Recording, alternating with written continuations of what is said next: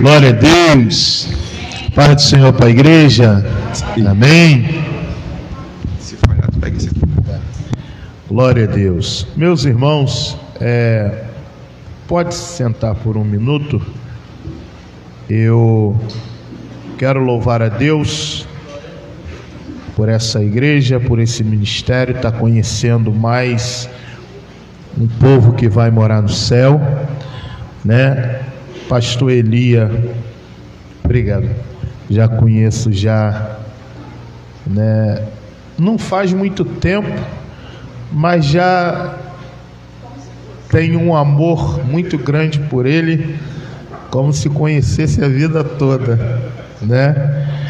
E ontem ele esteve ali na igreja, na nossa igreja, pregando, e por sinal pregou muito. Pastor de vocês prega, tá?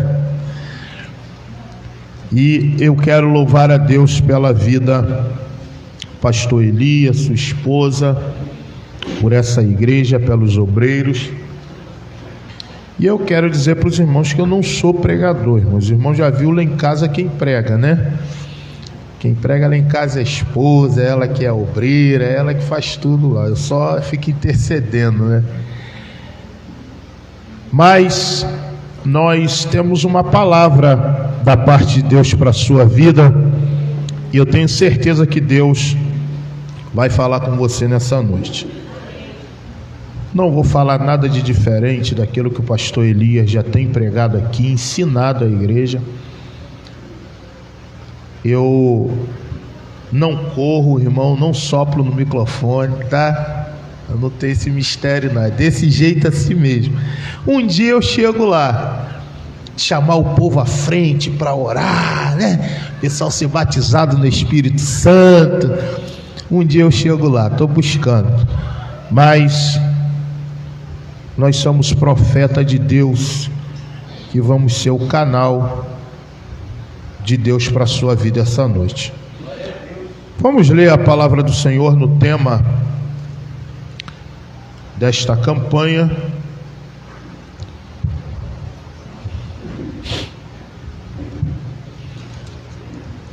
Abacuque, no capítulo de número 3,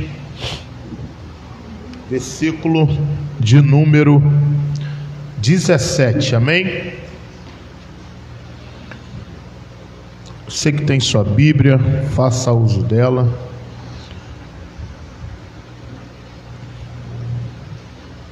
Vamos ler só um versículo.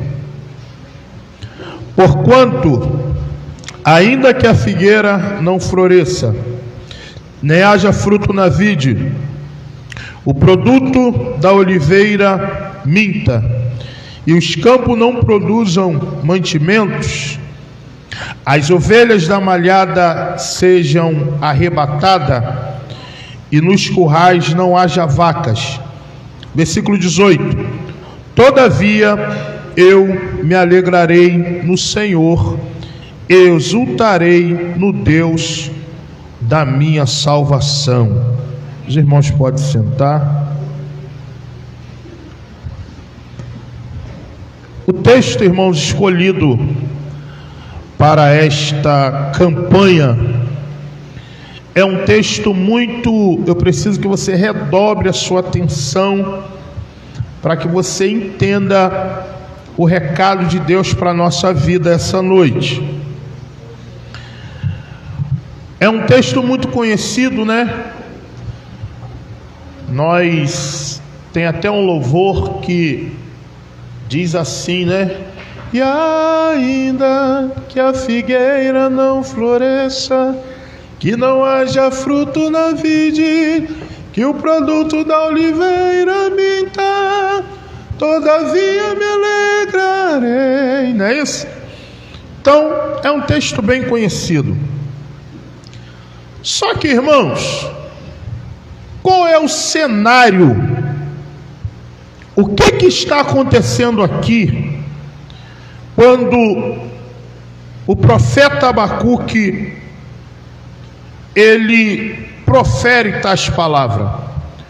Qual é o cenário? O que está por detrás desse texto. Para que você entenda o texto, eu preciso voltar ao contexto dessa história.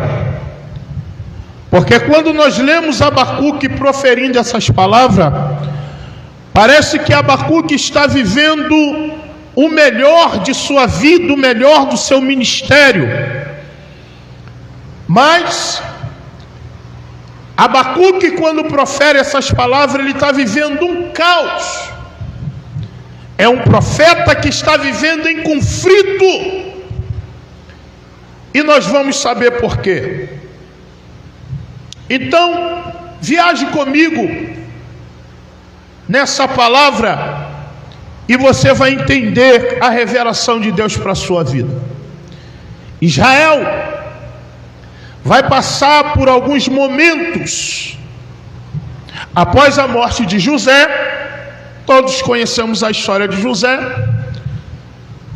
Após a morte de seu pai, sua família, toda uma geração de José passa, assume o trono do Egito um outro faraó que não conheceu a José.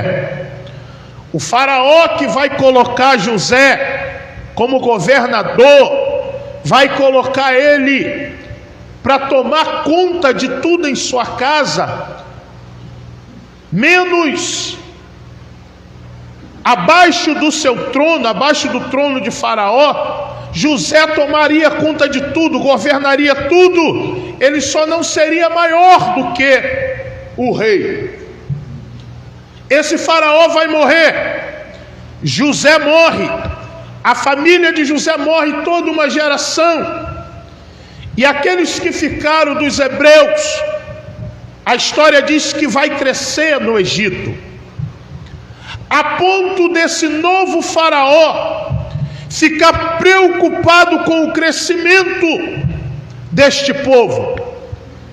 O povo hebreu vai se fortalecer, o povo hebreu vai crescer, e esse novo faraó está vendo este povo crescendo e vai dizer assim, reuniu seus satrapais, seus governadores, e disse para eles: olha, nós temos que escravizar esse povo, nós temos que fazer com que esse povo pare de crescer, porque se eles continuarem se fortalecendo no meio de nós, se eles continuarem crescendo, quando o exército inimigo vier nos atacar, eles vão fazer aliança com o exército inimigo e vão nos matar. A gente precisa parar este povo.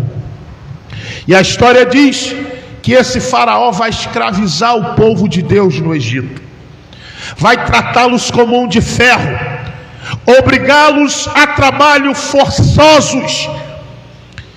Mas ele percebe que essa estratégia vai falhar, porque quanto mais eles maltratavam o povo, quanto mais eles fadigavam o povo, mais o povo hebreu crescia e se fortalecia.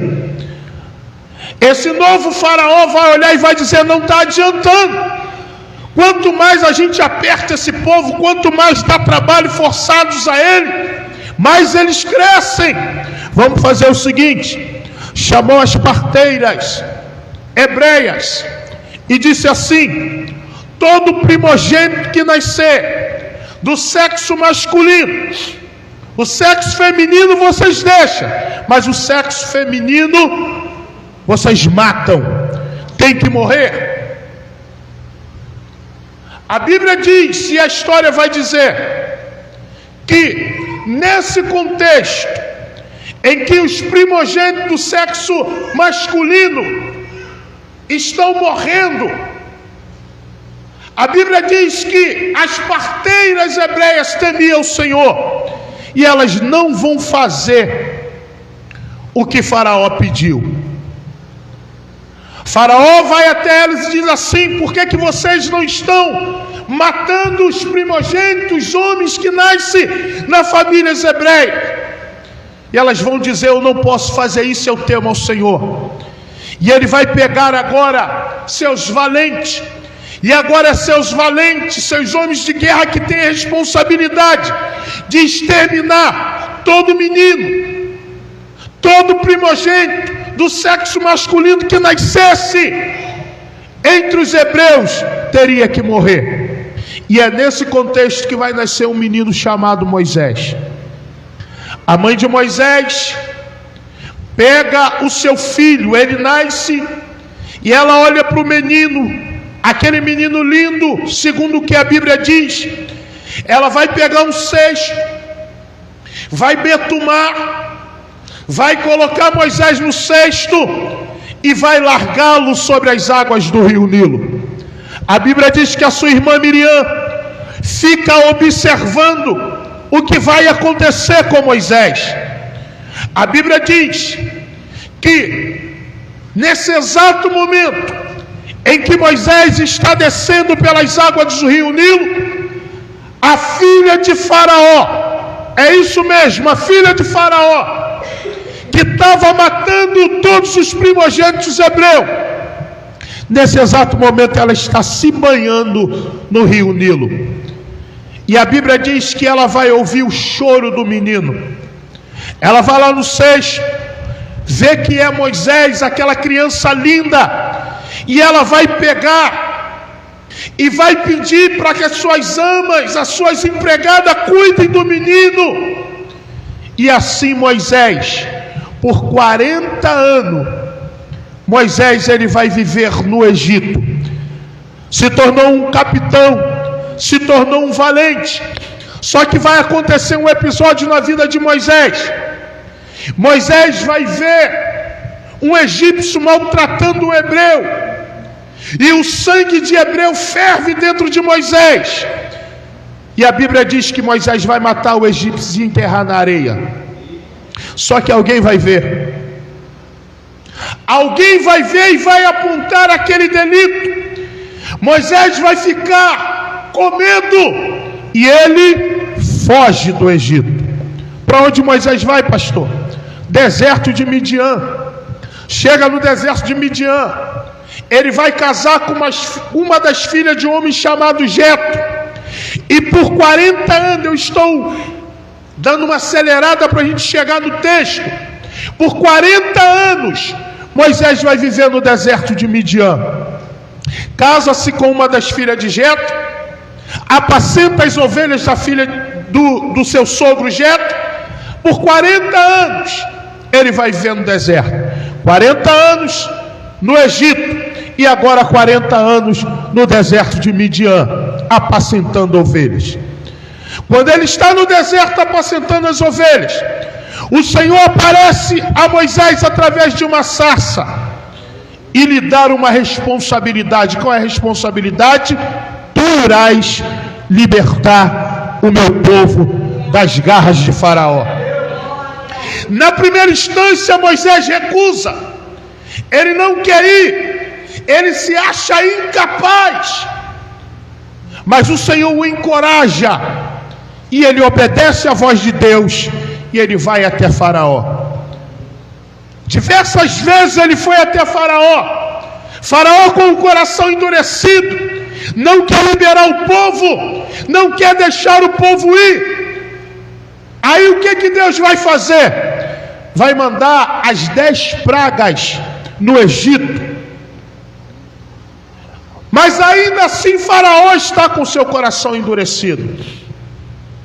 E aí Deus vai ter que tocar no filho de Faraó, para ele entender que Deus era Deus. E aí ele vai deixar o povo ir. O povo vai para o deserto. Mais 40 anos o povo vai peregrinar em direção a Canaã, a terra que manava leite e mel. 40 anos no Egito, 40 anos no deserto de Midian, e agora 40 anos peregrinando com o povo. Moisés vai morrer com 120 anos. Josué assume o trono, vence grandes guerras, conquista grandes nações. Só que Josué também vai morrer. e não vai deixar sucessor, não vai deixar um líder. Moisés morre, deixa Josué no seu lugar. Josué morre e não deixa ninguém. E aí nós vamos começar um tempo chamado tempo teocrático em Israel, aonde é Deus que governa, é onde é Deus que levanta juízes para cuidar de Israel. Deus vai levantar Sansão, vai levantar Gideão, vai levantar Débora. Passa o tempo teocrático. Vai chegar um tempo em Israel chamado tempo, que a gente chamamos de Reino Unido. O último juiz de Israel, que foi juiz, que foi profeta, foi sacerdote, foi Samuel, juiz de transição. Aí o povo olha para Samuel e diz assim: olha, nós não queremos mais ser governado por um juiz, as outras terras têm rei, nós queremos reis. Samuel fica triste. O Senhor fala para Samuel: Samuel, eles não estão rejeitando a ti, porque quem governa sou eu. É eu que levanto o juiz, é eu que falo no meio deles. Não se entristece não, dá o rei que eles querem segundo o coração deles. E aí vai começar um tempo de monarquia em Israel. Acaba o tempo da teocracia, começa um tempo de monarquia que vai durar também 120 anos. 40 anos Saul vai reinar, 40 anos Davi reina, e 40 anos seu filho Salomão reina. 120 anos de monarquia. Salomão morre, seu filho assume, e aí vai entrar o terceiro tempo em Israel, que é a dinastia de Israel, reino dividido. A Bíblia diz que houve um problema no reinado do filho de Salomão. As tribos vão se dividir. 10 tribos vai para o reino do norte, que vai se chamar Israel, e 2 tribos, Efraim e Judá, fica no reino de Judá. A Bíblia diz que durante esse tempo dessa divisão, diversos reis vão passar pelo reino do norte. Se não me falha a memória, 19 reis, e todos eles fizeram o que era mal aos olhos do Senhor. Alguns piedosos, mas quando morria, assumia um, e tudo aquilo que aquele rei que estabelecia o trono para Deus, trazia Israel de volta para o Senhor. Quando aquele rei justo morria, o próximo rei que assumia desfazia tudo e levava Israel de novamente a pecar contra Deus. É nesse cenário que Abacuque está. Israel está distante de Deus, numa apostasia espiritual. E olha no capítulo 1 o que Abacuque está dizendo. O peso que viu o profeta Abacuque. Aí Abacuque está desesperado, dizendo para Deus assim: até quando, Senhor, clamarei eu, e tu não me escutarás? Gritarei violência e não salvarás. O que Abacuque está dizendo, pastor? Abacuque está vendo a imoralidade no meio do povo de Deus. Abacuque está vendo que em Israel a lei é frouxa, não tem lei. Os juízes, os sacerdotes estão se corrompendo. E Abacuque está indignado, dizendo: Senhor, até quando vou clamar por justiça?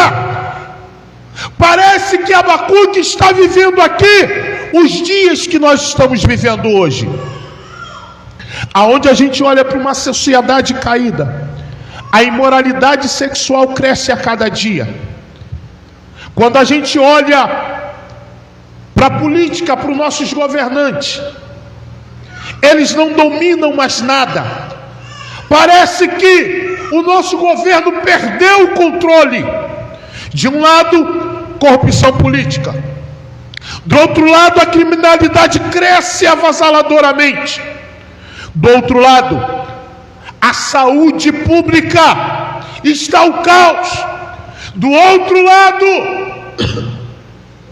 a depressão, a ansiedade está tomando conta, é a enfermidade do momento. Do outro lado, uma geração de adolescentes, de jovens, que não quer nada com o Senhor, que entram no mundo da prostituição, que entra no mundo do êxtase, que entra no mundo da maconha, da cocaína, que entra no mundo do se mutilar. E olha que essa geração é uma geração que tem tudo, só que vivem vazios, doentes, enfermos. Tem o celular da última geração. O pai vai lá, luta, compra, dá o iPhone, o melhor que tem. Tem o melhor videogame. Tem um quarto separado só para ele e para ela. Mas essa geração de jovens e adolescentes, aqui dentro, eles são vazios.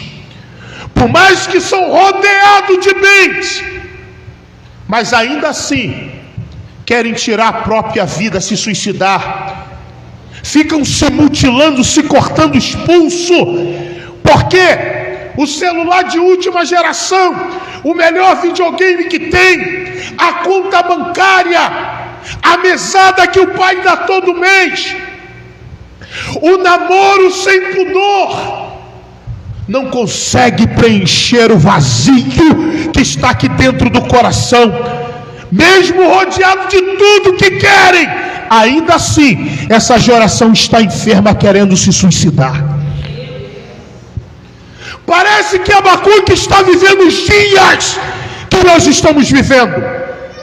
Quando a gente olha para a lei, aquele que rouba mais é mais inocentado do que aquele que às vezes, e aí eu não estou justificando quem roubou mais ou quem roubou menos, roubo é roubo, mas o camarada que às vezes roubou milhões está aí nas ruas vivendo livre, e alguém que às vezes roubou uma lata de leite porque está desempregado para dar para o filho que chora, que está com fome, puxa 10, 30 anos de cadeia. Botando na balança de Deus é crime. Só que a lei está tão frouxa que uns eles punem severamente, os pequenos, os mais pobres, os menos favorecidos merecem cadeia, merecem sentença de morte. Aqueles que têm mais condições, são mais privilegiados, esse aí não, esse aí deixa ele em liberdade. Parece que Abacuque está vivendo esses dias aonde o litígio, a imoralidade sexual, a prostituição está tomando conta de Israel, e nos nossos dias de hoje não é diferente. E por que não dizer a corrupção que está entrando dentro da igreja? Hoje só se tem valor quem tem 5 mil, 10 mil seguidores nos Instagram. O camarada só é profeta, só é um levita de Deus, só é um grande homem de Deus se ele tiver lá 30 mil seguidores. Se ele não tiver 30 mil seguidores, não presta para pregar, não presta para cantar. Eu sou de um tempo que antigamente se media um pregador, um profeta, um grande homem de Deus, pelos frutos que ele tinha.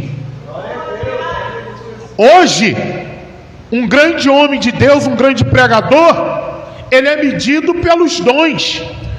Vou falar uma coisa para vocês aqui que eu falo na minha igreja. Não mede o potencial espiritual de um homem de Deus ou de uma mulher de Deus porque ele tem dom.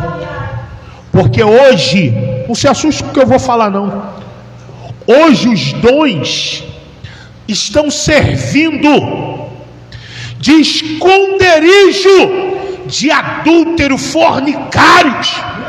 Estão se escondendo atrás de dom, porque canta muito, porque prega muito, porque entrega profecia, porque entrega revelação. Aí todo mundo está olhando para ele e está dizendo assim: esse aí é o cara, só que ele tem 2 mulheres. Ele acaba de pregar, vai para o hotel trair a mulher dele. Ele é um fornicário, ele é um avarento, ele só sabe falar em dinheiro, ele é um ganancioso. Então não meça a vida espiritual de ninguém por causa de dons. Porque os dons hoje, infelizmente, está servindo para esconder adultério, está servindo para esconder prostituição. Porque Deus usar, Deus vai usar mesmo. Ah, pastor, mas como é que Deus pode usar alguém em adultério? Usa. Como é que Deus pode usar alguém? Usa. No pecado, usa. Mas não usa por causa da pessoa que está no pecado, não. Usa por causa de você que entrou por essas portas, sedento de Deus. Deus se manifesta, é por sua causa.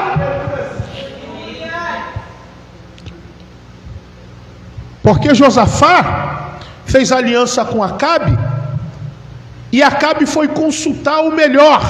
Acabe queria ir guerrear sem consultar a Deus. Aí Josafá falou assim: não, vamos consultar o Senhor, a palavra de Deus. E a Bíblia diz que tinha 400 profetas, e os 400 profetas profetizaram para Acabe assim: ó, pode ir a Ramote de Gileade, que você vai ser bem sucedido, você vai ser honrado, Deus vai te honrar. E os 400 falaram a mesma coisa, profetizaram bem a respeito de Acabe. Aí Josafá achou estranho. Josafá era crente, tinha intimidade com Deus. Ele achou estranho, falou: peraí, não é possível que Deus não vai exigir nada de nós. Um jejum, um altar, uma consagração, está tudo muito fácil, tem alguma coisa errada. Acabaram-se os profetas, não tem mais ninguém aí. Aí Acabe vai dizer assim: olha só, tem um que ele só profetiza mal ao meu respeito, só fala contra mim. Aí Acabe vai dizer assim: vai buscar ele, não se assentaremos à mesa, não sairemos daqui enquanto ele não chegar. Acabe vai dizer: eu estou te avisando, ele só profetiza mal contra a minha vida, mas tudo bem, vai lá buscar ele. O nome dele é Micaias, ou Micaías. Gente, isso aqui é para mim mesmo? É? Meu Deus. Glória a Deus e aleluia. Coisa boa, rapaz. Mas olha para cá, só para descontrair. Foram buscar Micaías. Aí trouxeram ele. Aí Acabe vai dizer assim: aí, quando foram buscar ele na prisão, um dos profetas que tinha profetizado bem sobre Acabe, quando estava trazendo ele, disse assim: olha só, já intimidando o profeta, presta bem atenção no que você vai falar para o rei. 400 profetas profetizou bem a respeito do rei, presta bem atenção o que você vai profetizar. E ele virou para esse profeta e disse assim: aquilo que o meu Senhor mandar, isso eu falarei. E por causa disso, o profeta que lhe ameaçou lhe deu um soco. E quando ele chegou diante de Acabe, diante de Josafá, todo mundo reunido, Acabe pergunta: irei eu a Ramote de Gileade e serei bem sucedido? E ele vai brincar: pode ir, rei, o Senhor vai te dar vitória. Só que Acabe sabia que Micaías era profeta de verdade. Ele sabia quem era Micaías. E Acabe vai dizer assim: não minta ao teu Senhor, fala a verdade em nome do Senhor. E aí eu imagino Micaías enchendo o peito e falando: você quer verdade? Você está acostumado com profeta mentiroso, está acostumado com profeta